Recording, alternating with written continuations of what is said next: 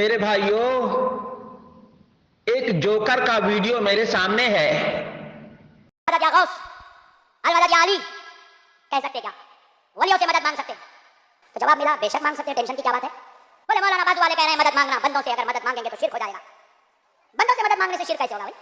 ہم نے کہا خدا کی قسم بندوں سے مدد مانگنے سے شرک، زور سے بولو، زور سے بولو، ذرا ادھر دیکھ کے بولو، بندوں سے مدد مانگنے سے شرک کیوں نہیں ہوتا؟ سن لو، راجستھان میں الیکشن ہے، ہمارے تلنگانہ میں بھی ہے، بڑے بڑے ایم ایل اے صاحب چھوٹے چھوٹے گھروں میں آئیں گے، ووٹ دے دو، ہمت ہے تو مفتی صاحب ذرا فتوا دو ایم ایل اے صاحب کو کہ ووٹ مانگنا شرک ہے، کیوں نا بھائی؟ پورے فتوے خالی نقشبندی صاحب کو دیتے، ایم ایل اے صاحب کو بھی تو دو تھوڑا پلیز۔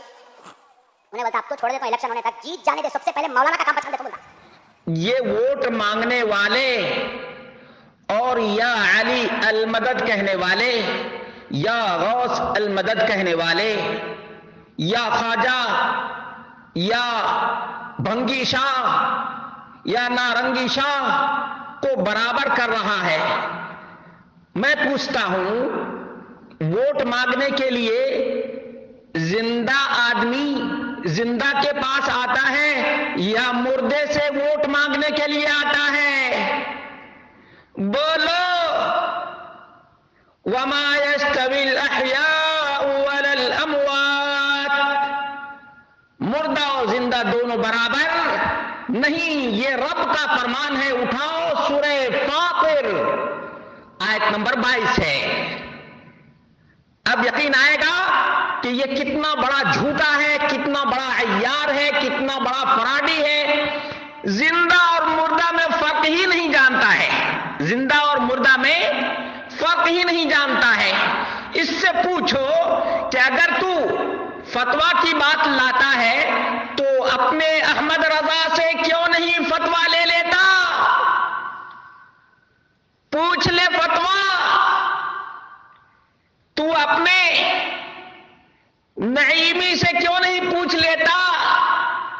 تو اپنے برکاتی سے کیوں نہیں پوچھ لیتا؟ تیرا کانا دجال تیری جگہ پہ کیوں نہیں بیان کرتا؟ سوچو تو صحیح، غور تو کرو۔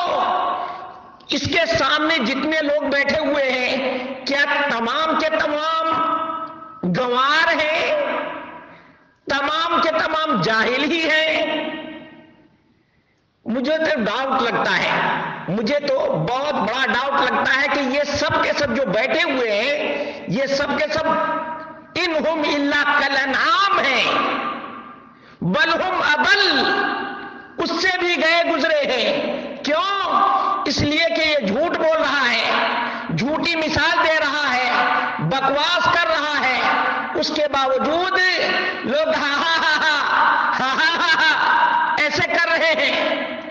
اس کے گریبان کو کوئی پکڑتا کہ تو جتنی مثال دیا ہے، یہ تمام کے تمام مثالیں زندوں کے لیے ہیں۔ چاہے کوئی فتویٰ کسی زندہ ہی سے پوچھتا ہے، کوئی ووٹ کسی زندہ ہی سے مانگتا ہے، مردے سے کوئی مانگتا نہیں۔ تو اپنی بات ہی پر قائم رہے، تب بھی تو مردہ فروش، ہڈی فروش، نامراد ہوگا، ذلیل اور رسوا ہوگا، کیونکہ مردہ کا ووٹ رہتا ہی نہیں۔ تو مردے سے کون مانگے گا؟ مردے کا عمل ختم، ووٹنگ لسٹ سے نام غائب، زندے سے نام غائب، مردے کے لسٹ میں اس کا نام چلا جاتا ہے۔ اور اللہ کے رسول صلی اللہ علیہ وسلم نے فرمایا اذا مات الانسان انقطع عملہ، اٹھاؤ صحیح مسلم، انسان جب مر جاتا ہے تو عمل کلوز ہو جاتا ہے، بند ہو جاتا ہے، بند ہو جاتا ہے۔ نہ ووٹ دے سکتا ہے، نہ فتویٰ دے سکتا ہے، نہ تعلیم دے سکتا ہے، نہ کسی کی مدد کر سکتا ہے، نہ کسی کے پاس آ سکتا ہے، نہ کسی کے پاس جا سکتا ہے، اور نہ کسی کا کام بنا سکتا ہے، بلکہ وہ خود کندھے کا محتاج ہو جاتا ہے، کپڑے پہنانے کا محتاج ہو جاتا ہے، اور دعا کا محتاج ہو جاتا ہے، دعا کا محتاج ہو جاتا ہے۔ مردود، اپنی مثال پر تو قائم رہ، اپنی مثال پر قائم رہ۔ دیکھتے ہیں کہ کون ثابت کر پاتا ہے، یا علی المدد یا غوث المدد، کون ثابت کر سکتا ہے؟ آؤ دلائل کی روشنی میں بات کرو نا. بہت اچھا ہوا کہ تم نے ووٹ کی مثال دی ہے, تم نے ووٹ کی مثال دی ہے, بہت اچھا کیا, بہت اچھی بات ہے. تمام کے تمام قبر پجاری کو دھو, اسی طرح سے دھوتے چلے جاؤ. یہ اسی لائق ذلیل ہونے کے لائق ہیں, یہ ذلیل ترین لوگ ہیں. انما المشرکون نجس, تمام کے تمام مشرک پلید ناپاک اور نجس. اور جو کوئی بھی شرک کرتا ہے وہ آسمان کی بلندی سے نیچے تحت الثری میں چلا جاتا ہے, ذلیل ہو جاتا ہے.